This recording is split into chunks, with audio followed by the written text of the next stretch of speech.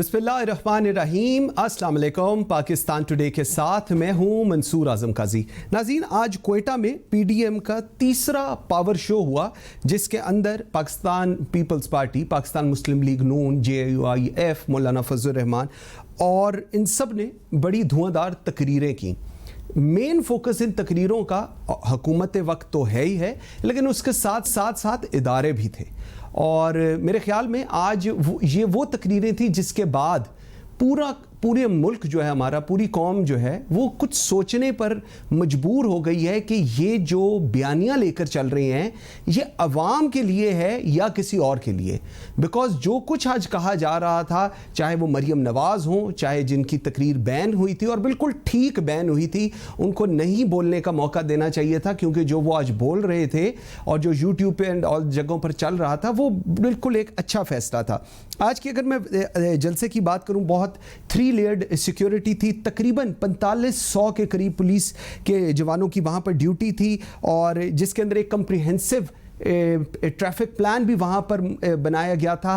और इस सारे के अंदर आपको याद होगा, हम पिछले काफ़ी दिनों से बात भी कर रहे थे, नेक्टा की तरफ से एक थ्रेट अलर्ट भी जारी किया गया था, जिसको अपोजिशन का ये ख्याल था कि जी ये गलत है और ऐसा नहीं है और ये जिम्मेदारी सारी है, जिसके बाद तमाम अपोजिशन के लीडरान को बुलेट प्रूफ गाड़ियाँ तक मुहैया की गई थी। लेकिन हज़ारगंजी में बम ब्लास्ट हुआ, जिसके अंदर 3-4 लोग जहाँ बहक हुए और मुतअद्दिद ज़ख्मी हुए। नाज़रीन, आज हमने एक तो ये सिचुएशन हुई, और इससे पहले हमने देखा कि मिनिस्टर जो हैं हमारे मुराद सईद और उसके बाद शिबली फराज, उन्होंने मुकम्मल तौर पर जो कुछ इन्होंने कहा, उन्होंने तो इनको गद्दार कह दिया। सो आज पीडीएम इन लोगों को गद्दार कह रही थी और ये सर्टिफिकेशन दे रहे थे पीडीएम को गद्दारी की। सो इस तमाम तर सूरत-ए-हाल पे बात करते हैं अपने आज के प्रोग्राम में। मुझे ज्वाइन किया है डॉक्टर हुमा बुकाई ने, सीनियर तज्जियाकार हैं, सैयद नय्यरुद्दीन ने, सीनियर एनालिस्ट हैं जी, और गरीदा फारूकी ने, एंकर पर्सन और सीनियर एनालिस्ट हैं। Very grateful for your time. Doctor साहब, let me start with you. आज का जलसा, उसके बाद वहाँ पर जो तकारीर हुई, महरूमियों की बात हुई बलूचिस्तान की, वो जमातें महरूमियों की बात कर रही थी जो पिछले 73 साल से तकरीबन गाहे बगाहे हुक्मरान ही रही हैं जमातें। कैसे देख रही हैं आप इसको जी? देखिए, मेरा ख्याल है कि जज्बातियत तो हमने बहुत देख ली दोनों तरफ से, तो कम से कम बाहैसियत तज्जिया निगार या ऑब्जेक्टिव ऑब्जर्वर ऑफ इवेंट्स हमें चीज़ों को पर्सपेक्टिव में रखना चाहिए। और अगर हम चीज़ों को पर्सपेक्टिव में रखें तो जो आज बलूचिस्तान की महरूमी की बात कर रहे हैं वही इसके जिम्मेदार हैं। Absolutely. इन्होंने ही बलूचिस्तान में हुकूमतें गिराई हैं। अभी बिल्कुल रिसेंटली एक दूसरे को जिस प्रोविंस में, जिस सूबे में ये एक दूसरे को चेकमेट करते हैं, वो सूबा बलूचिस्तान का है। जिस सूबे को इनका इस्तेहसाल करते हैं वो सूबा बलूचिस्तान का है। जिस सूबे के लोग इनके पार्लियामान से रिजाइन करते हैं वो भी सूबा बलूचिस्तान का है। और फिर आप देखिए कि बलूचिस्तान जो है वो हमारी सिक्योरिटी फ्रंट लाइन भी है।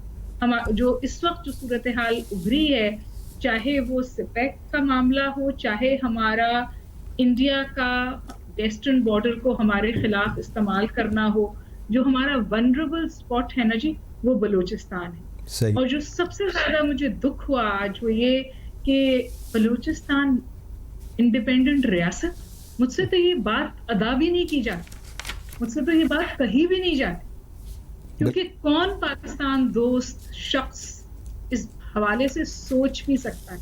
बिल्कुल। क्योंकि अगर आप इसकी रिपरकशंस देखें ना, कि अल्लाह माफ करे मेरे मुंह में खाक, अगर बलूचिस्तान पाकिस्तान का हिस्सा नहीं है तो Pakistan becomes a country without a geography. इतना बड़ा इलाका है बलूचिस्तान। अब जब मैंने आपसे ये गुजारिश कर दी तो मैं कुछ और भी कहना चाहूँगी, जो बड़ी इंटरेस्टिंग बात है, जो शायद आपने भी नोट की हो, मैंने भी नोट की। जब मौलाना तशरीफ लाते हैं तकरीर करने तो क्राउड में मोबाइल फ़ोन ऑन किए जाते हैं। कराची में भी आपने शायद ये सूरत बिल्कुल ऐसे ही था जी, बिल्कुल। और आपने क्वेटा में भी ये सूरत हाल देखी। और मैं एज एन ऑब्जर्वर मैं ये कह सकती हूँ कि कम से कम 60% क्राउड जो है वो मौलाना का। Absolutely true. ठीक है जी। तो मौलाना साहब के साथ इल्हाक और उन्हें ये थोड़ी बहुत अहमियत जो है अब आपको और मुझे समझ में आ गई कि क्यों दी गई है। he brings in the numbers. बिल्कुल ठीक है। नईर साहब आपकी तरफ में आता हूँ। एक जुमला और कहूंगी, पीपल्स पार्टी अभी इनके साथ खड़ी है लेकिन अपने मफाद के लिए खड़ी है, क्योंकि वो अपने लिए सियासी स्पेस बना रही है। जो कुर्बानी ये चाहते हैं वो ये दे नहीं सकती, और पीएमएल का बयानिया इतना भारी हो गया है कि पीएमएल उसके नीचे दब जाएगी। बिल्कुल ठीक, अल्हाक जो है वो अननेचुरल है। बिल्कुल ठीक है। नईर साहब आपकी तरफ आता हूं। जो डॉक्टर हुमा ने कहा, मेरे ख्याल में मेरे अल्फाज बिल्कुल डॉक्टर हुमा ने जी बोल दिए हैं। नईर साहब मुझे एक चीज़ बताइएगा, बलूचिस्तान जिस पर आज तक सियासत की जा रही थी, जिसको सियासत का निशाना बनाया जा रहा था, आज दोबारा उस पर सियासत की जा रही है। आप कैसे देखते हैं पीडीएम के जलसे को जी क्वेटा के? जी, पीडीएम का जलसा जो है वो एक, जिसे कहते हैं ना, पावर गेम का एक हिस्सा बन गया है। जो पावर स्ट्रगल चल रही है between the government and the opposition, तो ये उसका पार्ट एंड पार्सल है। और बलूचिस्तान के बारे में मेरा अपना एक अलग नजरिया है। मैं ये समझता हूँ कि बलूचिस्तान को जो एनएफसी का आप शेयर देते हैं वो तकरीबन 7% है बेस्ड ऑन इट्स पॉपुलेशन, जबकि बलूचिस्तान इस 7% की अमाउंट जो कि लाहौर जितना फंड होता है उनके पास, उससे वो इलाका जो पाकिस्तान का 44% है। जैसे अभी हुमा साहिबा ने कहा कि ये पाकिस्तान की मतलब आधी ज्योग्राफी है, तो उसमें आप उसको दे रहे हैं एक शहर जितने फंड्स के लिए आप इसको डेवलप करें। तो इस तरह से तो ये काम अब नहीं चलेगा। आपको अब पाकिस्तान में जितने भी आपके ज्योग्राफिकल एरिया है और जो आपका पॉपुलेशन है, उन दोनों का मीन निकाल के जो मैंने कैलकुलेट किया है तो वो तकरीबन 25% बनता है।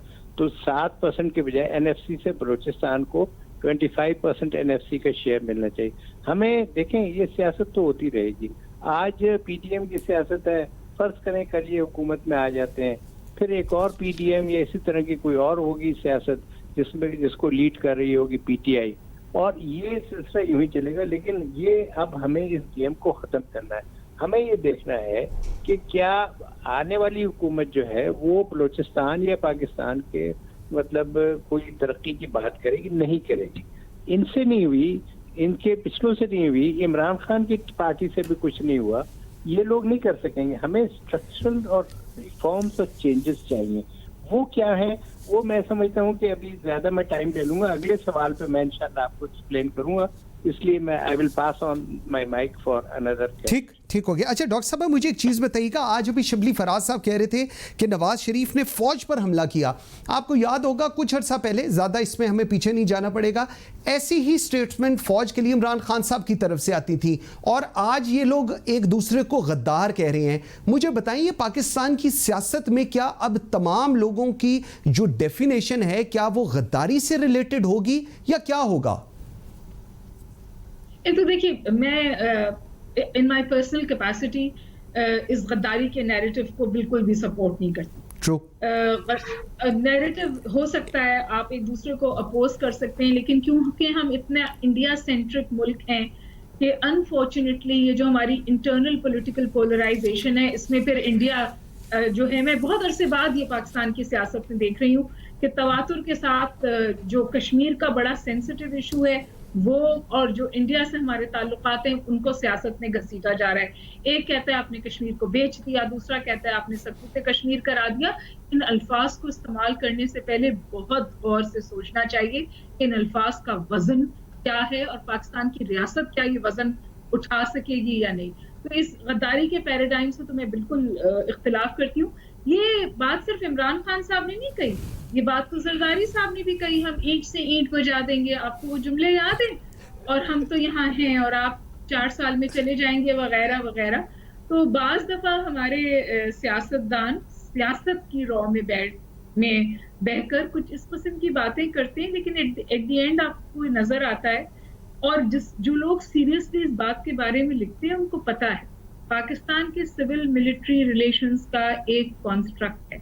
वो सिविल मिलिट्री रिलेशंस इस तरह से हैं, किसी वजह से हैं। और जितने सीरियस लिखने वाले हैं पाकिस्तान के सिविल मिलिट्री रिलेशंस पर, किसी का नाम उठा लीजिए, वो जरूर कहते हैं कि हमारे इदारों ने पॉलिटिकल स्पेस इंक्रोच की है, लेकिन दूसरे जुमले में वो एक और बात कहते हैं اور وہ یہ کہ یہ ہماری سیاسی جماعتوں کی کمزوری ہے. بالکل ٹھیک ان ہے. کے اندر کوئی جمہوریت نہیں ہے, کسی سیاسی جماعت میں کوئی جمہوریت نہیں ہے. دیکھیے میں بلاول صاحب کی بھی بہت عزت کرتی ہوں, میں مریم صاحبہ کی بھی بہت عزت کرتی ہوں, لیکن ان دونوں کو پوڈیم پہ کھڑے ہونے کا کیا جواز ہے؟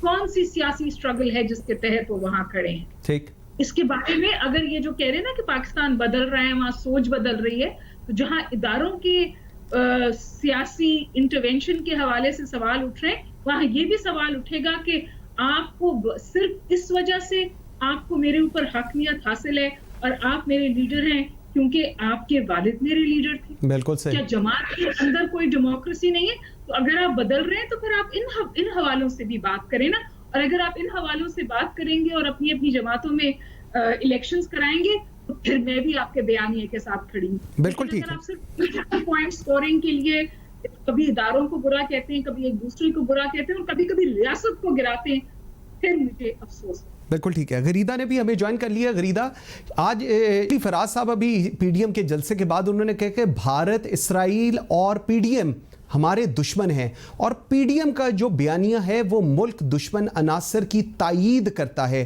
بنارسی ٹھگوں کے ٹولوں نے آج بلوچستان پر میں پڑاؤ ڈالا ہوا ہے. کیسے دیکھ رہی ہیں آپ؟ اپوزیشن نے تو آج جو کچھ پی ڈی ایم نے کہا, جو کچھ ان کا بیانیہ تھا, اور اس کے بعد حکومت کے جو اب ریباٹل آ رہے, اس کو آپ کیسے انالائز کر رہی ہیں؟ دیکھیے منصور صاحب, جو اپوزیشن جو اس پہ ریبٹل دیتی ہے یا جو کاؤنٹر نیریٹو لے کے آتی ہے, وہ تو ظاہر ہے صرف سیاسی بیان بازی کی حد تک ہے, کہ جس میں وہ چاہتی ہے کہ ڈیفیوز ہو جائے اپوزیشن کی تحریک اور عوام کی توجہ اس سے ہٹ جائے. لیکن میرا خیال ہے کہ یہ بیانیاں دینے کے بجائے کہ پی ڈی ایم, اسرائیل اور بھارت اور بنارسی ٹھگ اور فلانا اور وہ, یہ بیانیاں دینے کے بجائے میرا خیال ہے کہ پاکستان تحریک انصاف کے پاس سب سے مضبوط بیانیہ ہوگا کہ وہ عوام کے پاس لا کر دکھائے کہ جی ہم نے پچھلے 2.5 اور 3 سالوں میں آپ کی ترقی کے لیے, آپ کی خوشحالی کے لیے یہ کیا. ایک طرف آپ دیکھیں کہ اس وقت ملک میں انتہائی خوفناک, انتہائی ناقابل برداشت, جو کہ میرے جیسے اور آپ جیسے لوگوں کے لیے بھی مشکل ہو گیا ہے. یعنی کہ جو متوسط طبقہ تھا وہ بھی بہت پس رہا ہے, تو جو غریب یا جو لوور مڈل کلاس طبقہ ہے اس کی تو آپ بات ہی نہ کریں نا, اس کا تو آپ حال پوچھیں ہی نہ. یا تو پاکستان تحریک انصاف بتائے کہ جی یہ اپوزیشن کیوں نکل رہی ہے. چینی تو 30 روپے کلو ہے, آٹا تو 60 روپے کلو ہے, اور دالیں اور گھی اور باقی چیزیں اور بجلی کے یونٹ اور گیس کی قیمتیں وہ تو انتہائی کم ہے, تو یہ اپوزیشن کیوں نکل رہی ہیں. یہ بیانیہ ہونا چاہیے تھا پاکستان تحریک انصاف کا, اور ابھی بھی پاکستان تحریک انصاف کو یہی بیانیہ دینا چاہیے, گورنمنٹ کو یہی بتانا چاہیے کہ اس نے 2.5 اور جب 3 سال تقریباً ہونے والے ہیں, عوام کے لیے اس نے کیا کیا.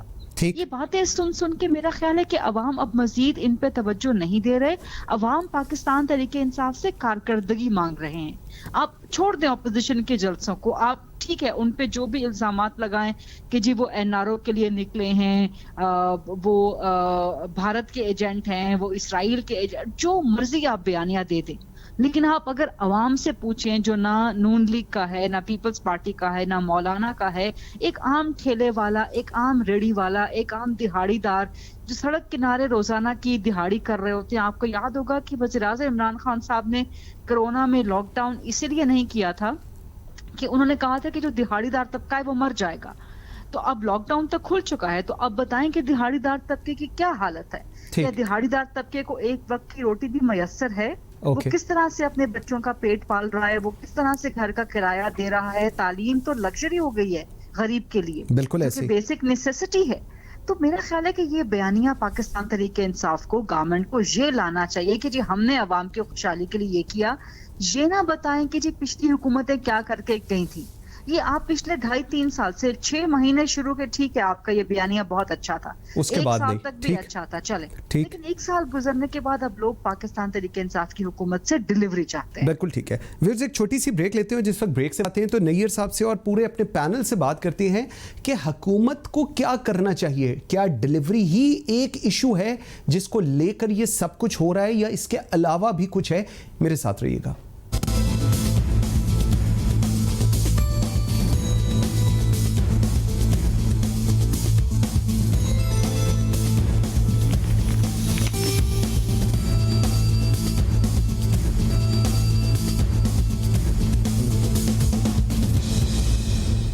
Welcome back after the break जी। नईर साहब, आपकी तरफ में आता हूँ। सर मुझे ज़रा बताइएगा, हुकूमत का क्या सिर्फ एक परफॉर्मेंस इशू है? क्योंकि मेरे नज़दीक भी मुझे आई फील लाइक कि हुकूमत क्योंकि डिलीवर नहीं कर रही, इसलिए PDM and all that is happening, और वो इतना ज़्यादा बूस्टअप भी चीज़ें हो रही हैं और हुकूमत प्रेशराइज भी हो रही है। Number one. नंबर टू, ये अवैस नूरानी जैसे लोग जो जलसों में आज आज़ाद बलूचिस्तान का नारा लगाया है, ये क्या एक बीमार जहनियत है? ये क्या, कहाँ से इनका ताल्लुक है? इनका कहाँ पर स्टेक है पूरी सिचुएशन के अंदर कि ये ऐसी स्टेटमेंट्स और पीडीएम के प्लेटफॉर्म से इन चीज़ों का आना, इसको आप कैसे एनालाइज करते हैं जी? जी, आपके दूसरे सवाल को मैं पहले टच करूंगा। मैं समझता हूँ कि अवैस साहब ने जो कुछ भी कहा है वो ना सिर्फ नाकाबिल बर्दाश्त है बल्कि काबिल दस्तअंदाजी पुलिस जुर्म भी है। और उन्होंने इस वक्त पाकिस्तान की मतलब समझ लें कि फाउंडेशंस पे हमला किया है, पाकिस्तान पे हमला किया है। और पीटीएम को फौरी तौर पे, मुझे बहुत अफसोस हुआ कि किसी भी आने वाले लीडर ने उनकी तकरीर की मजम्मत नहीं की। और उसके बाद ये लोग चाहते हैं कि इन्हें हुकूमत जो है पाकिस्तान की वो प्लेट में रख के पेश कर दी जाए। ये कोई तरीका नहीं है कि आपके प्लेटफॉर्म पे, आपके डाइस के ऊपर खड़े होके एक शख्स एक ऐसी बात कर रहा है कि जो कि किसी लिहाज से भी मैं समझता हूँ कि मुनासिब नहीं है, और उसको आप मतलब कंडेम करने की भी जरूरत नहीं रखते हैं। अगर आपके ये हालात हैं तो फिर तो आप ये समझ लें कि इसी तरह से दर बदर फिरते रहेंगे, कोई आपको हुकूमत के नज़दीक भी नहीं आने देगा। इकॉनमी अपनी जगह है, लेकिन पाकिस्तान की जो फाउंडेशंस हैं उनके ऊपर अगर हमला होता है तो वो ज्यादा इम्पोर्टेंट चीज है। और यहाँ पे एक ये सवाल उठता है, सब जितने भी हैं, मौलाना फजलुर रहमान, बिलावल भुट्टो और मरियम और उसके अलावा और भी जितने लीडर्स थे, कि ये लोग वहाँ पर खामोश क्यों रहे? कौम को इनसे ये पूछना है कि ये इस चीज के जवाब दें कि इनकी खामोशी क्या मजहब थी, वहाँ पे किस बात का मजहब थी। एक दूसरी बात आपने पूछी है कि ये अब पीटीआई के लिए क्या मतलब What they have to do, performance? नहीं, आपने ये भी कहा ना कि क्या सिर्फ डिलीवरी एक इशू है। देखिए, पीटीआई का मसला ये है कि पीटीआई इस वक्त एक ऐसी हुकूमत बनी हुई है जिसको के अवाम से बहुत ही डिस्कनेक्ट है। उनको पता ही नहीं चल रहा है कि अवाम के साथ हो क्या रहा है। अभी जरीदा फारूकी साहिबा ने एक एक चीज का आइटम का नाम लेके बताया कि मतलब चाहे बिजली हो, गैस हो, दालें हो, चीनी हो, आटा हो, लेकिन एक और बहुत इंपॉर्टेंट चीज वो मिस कर गई कि अद्वियात के रेट इन्होंने इतने बढ़ा दिए हैं कि वो भी जिसे कहते हैं बैक ब्रेकिंग है। और this thing may prove to be the last straw which broke the back. अब लोग जो हैं वो पीटीआई से मतलब एक लिहाज से मुतनफ्फर हो गए हैं, इसलिए कि ये हुकूमत जो है ये अवाम दोस्त नहीं बल्कि अवाम दुश्मन नजर आ रही है। और इसकी सारी जिम्मेदारी जो है वो इमरान खान और उनकी कैबिनेट पे कलेक्टिवली आती है। अब आपने पूछा करें क्या, मेरे हिसाब करें, मैं आपके पास दोबारा आता हूं। नैयर साहब, करने पे मैं आपके पास दोबारा आता हूं। जरा डॉक्टर साहब को मैं साथ ले लूं। डॉक्टर साहब, मुझे एक चीज बताइए, जिस तरह अभी नैयर साहब कह रहे हैं, एक तो क्यों बिलावल भुट्टो, मरियम नवाज, मौलाना फजलुर रहमान उस स्टेटमेंट के बाद खामोश रहे, कि ये बहुत बड़ा सवालिया निशान है। और ये भी बताइएगा, ऑपोजिशन, जब ऑपोजिशन की हुकूमत हो तो अदारे ठीक हैं, वरना अदारे ठीक नहीं हैं। ये एक वो चीज है जो हम 1947 से लेकर आज तक यही देखते आ रहे हैं। इसको किस तरह आप नरेट करेंगी जी? देखिए जी, मैं बहुत माजूर के साथ मैं इस बहस में नहीं पढ़ना चाहती, क्योंकि मुझे लगता है कि अलावा एक पॉलिटिकल पॉइंट स्कोरिंग के इसमें और कुछ नहीं रखा। आप इदारों को बुरा कहते हैं। आपने गुजरावाली की स्पीच में कोई 7 या पता नहीं 9 दफा बाजवा साहब का नाम लेकर उनके ऊपर फिंगर पॉइंटिंग की। उसके बाद बिलावल साहब ने बाजवा साहब को पुकारा अपनी तकरीर में, उसको बाजवा साहब ने रिस्पॉन्ड भी किया। फिर मरियम औरंगजेब साहिबा ने भी उनको पुकारा। और अब आप तवातुर के साथ किसी भी लीडरशिप से पूछ लें कि जी आपने ऐसा किया, तो उनके पास इसका कोई जवाब नहीं है। आज फिर आपने अभी फरमाया कि मरियम नवाज साहिबा का बयानिया ऐसा था कि उसे एक्चुअली नेशनल टीवी पे चलाया भी नहीं जा सकता।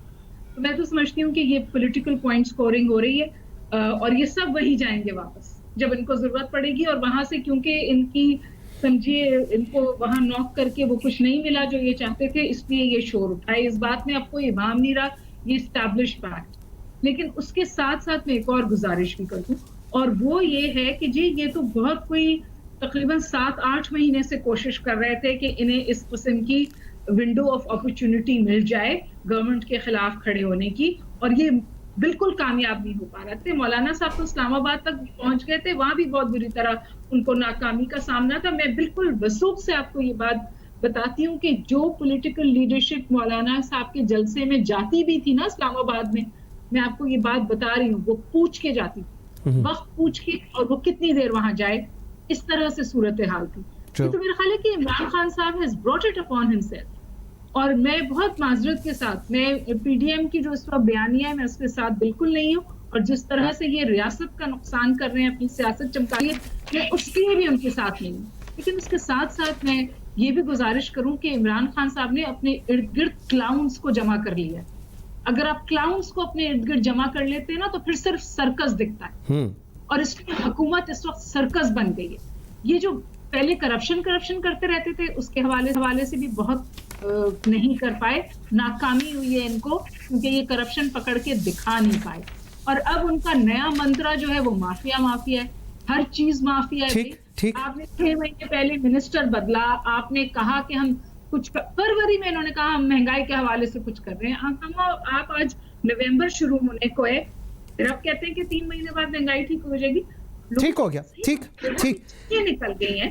آپ کی پرفارمنس ہے جس نے اپوزیشن کو یہ موقع دیا ہے کہ وہ سول سپریمیسی کی بات کر آپ کی پرفارمنس پہ جا کے لوگوں کو اس میں ٹھیک ہو گیا. غریدہ, مجھے جس طرح بھی ڈاکٹر ہما کہہ رہی ہیں, اور بڑا ویلڈ ان کا یہ پوائنٹ ہے کہ Imran Khan has brought it to himself. یہ تمام تر situation, P D M, opposition, Nawaz Sharif phobia, corruption, NAB and everything, this is the situation in which Imran Khan خود اپنے آپ کو لے کر گئے ہیں, اور اب سچویشن میسی ہو گئی ہے. آپ اس کو کیسے دیکھ رہی ہیں؟ جی Gharida, can you hear me? جی میرے خیال میں ڈسکنیکٹ ہو گیا. جی Gharida, can you hear me now? Okay. جی نیر صاحب, سیم کوسچن ٹو یو. جی آپ کیا سمجھتے ہیں, آپ اس کو کیسے نیریٹ کریں گے؟ جی دیکھیں, میں تو جس طرح میں نے کھل کے آپ کو پہلے بھی عرض کیا ہے کہ یہ تو دے آسک فار اٹ. انہوں نے ہمیشہ پورے 2 سال جو ہیں وہ اچھی طرح سے ضائع کیے, اور کوئی ان کے پاس اگر فرض کریں جس کو گورنمنٹ ملی ہے تو پلان نہیں تھا, تو 2 سال میں تو پلان بن جانا چاہیے تھا, وہ بھی نہیں ان سے بن سکا. اس میں ہوا یہ ہے کہ پی ٹی آئی گورنمنٹ جو ہے وہ پی ٹی آئی کے لوگوں سے نہیں چل رہی ہے, وہ باہر کے لوگوں سے چل رہی. تو پہلے تو عمران خان پی ٹی آئی کے لوگوں کو تو اپنی گورنمنٹ میں لائے نا, ان کو فکر ہوگی کہ جو ہم نے مینیفیسٹو دیا تھا جس کی بیس پہ ہم نے الیکشن جیتا ہے, جی مینیفیسٹو تو ایک وعدوں کا چارٹر ہوتا ہے عوام کے ساتھ, اس کو وہ کھول کے پھر دیکھیں گے. یہ دوسرے لوگ جو بیٹھے ہیں کیبنٹ میں, ان کا کیا کام ہے؟ اسی لیے میں بات کرنے لگا تھا تو آپ نے چینج کر دیا کہ عمران خان کو سب سے پہلے اس وقت اپنی پوری کیبنٹ ڈیزالو کر دینی چاہیے, اور کیبنٹ ڈیزالو کرنے کے بعد ان کو جو اپنے پی ٹی آئی کے جو ان کے اپنے ممبرز ہیں اس میں سے اگر کوئی ایم این ایز نہیں, مطلب الیکٹڈ ریپرزینٹیٹیو نہیں بھی ہیں, تو ان کو وہ ایڈوائزر اور اسپیشل اسسٹنٹ لگا سکتے ہیں. وہاں پر اس وقت لوگ مطلب زبان زد عام یہ ہے کہ اسپیشل اسسٹنٹس جو بنے ہوئے ہیں وہ تو ان کے تعلقات دوستی کی وجہ سے بنے ہوئے, اور ان کی نہ کوئی وہاں پرفارمنس ہے اور نہ ہی وہاں پر ان کا کوئی رول ہے. اچھا, کچھ چند لوگ حکومت چلا رہے ہیں جو کی پوزیشنز ہیں, فائنانس منسٹری لے لیں, ریٹائرڈ لوگ ہیں, پیپلز پارٹی کے لوگ ہیں, اور لوگ, پی ٹی آئی کی حکومت نہیں ہے. سب سے بڑی بات یہ کہ عمران خان کو اس چیز کا ادراک ہونا چاہیے کہ he is not P T I. P T I is a party, and for party he has to bring in his own members. وہ نہیں ہے اس میں. تو عمران خان کو چاہیے ان لوگوں کو لے کے آئے جو پی ٹی آئی کے ممبرز ہیں, جو یہ ڈیلیور کر سکتے ہیں.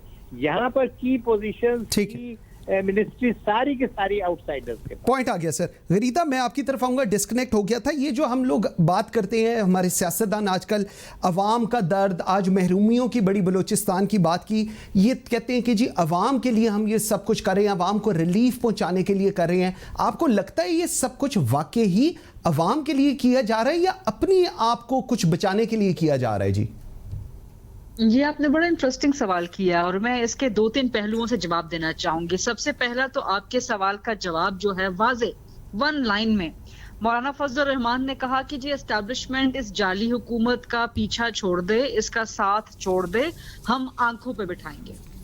یعنی کہ اصل مسئلہ یہ ہوا کہ جی عمران خان کی حکومت میں ہے, کوئی اور آ جائے حکومت میں, وہ نون لیگ سے ہو, وہ پیپلز پارٹی سے ہو, وہ مولانا کی جماعت سے ہو, پی ڈی ایم میں سے کسی بھی ہو, اسٹیبلشمنٹ ان کے پیچھے ہو جائے تو آنکھوں پر بٹھائیں گے. لیکن عمران خان کے ساتھ اگر اسٹیبلشمنٹ ہے یا ایک پیج پہ ہے تو وہ قابل قبول نہیں ہے. تو یہ ہے آپ کے سوال کا جواب کہ کیا واقعی عوام کا درد ہے, کیا واقعی عوام کی محرومیوں کا احساس ہے, یا کسی اور مقاصد کے لیے یا کوئی سیاسی فوائد جو ہے مد نظر ہے. لیکن اس کا ایک اور پہلو بھی ہے.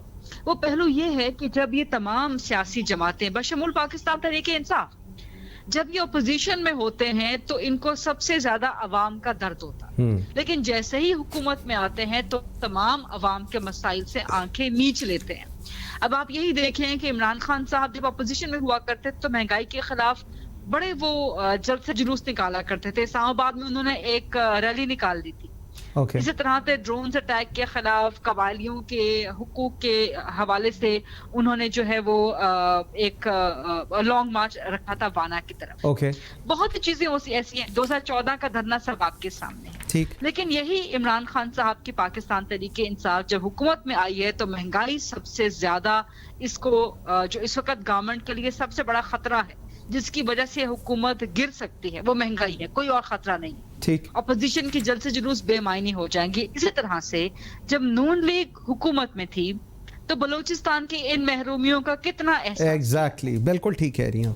اب آج آپ لاپتہ افراد کے حوالے سے بھی بات کر رہے ہیں. آپ لکھوا لیں مجھ سے کہ یہی نون لیگ جب کل گورنمنٹ میں آ جائے تو لاپتہ افراد کے بارے میں چوں تک نہیں کرے گی, بولنے تک بھی نہیں. بالکل صحیح. تو یہ ساری صورتحال یہ پولیٹیکل گیمکس ہوتے ہیں. لیکن اس کا ایک اور تیسرا پہلو بھی ہے. میں نے آپ سے کہا تھا 2-3 پہلوؤں پر بات کروں گی کہ چلیں کم از کم جو چیزیں پہلے آپ یہ سمجھ لیں کہ تاکہ نسیہ میں رکھ دی جاتی تھی یا جن کے بارے میں زبان پر لفظ لانا تک مشکل ہو جاتا تھا, وہ ایٹ لیسٹ بات ہو تو رہی, بات ہونی شروع ہو گئی. لاپتہ افراد کا مسئلہ بہت بڑا مسئلہ, بالکل ٹھیک ہے, حساس اور سنگین مسئلہ ہے. بالکل ٹھیک ہے. کسی Rida Faruqi, thank you very much. Saeed Nahiruddin, thank you very much. Dr. Huma Baka, thank you very much. I am very grateful for your time. Viewers, at the end of the program, ایک چیز Balochistan high court نے declare کیا ہے کہ جو budget allowances chief secretary Balochistan اور انہوں نے اپنی ٹیم کو دیے تھے انلیگلی, آپ کو یاد ہوگا 17 جولائی 2019 کو ہم نے اس پہ بات کی تھی اور بارہا چیف سیکرٹری فضیل اصغر کو میں ریکویسٹ کرتا تھا کہ یہ پیسے آپ کو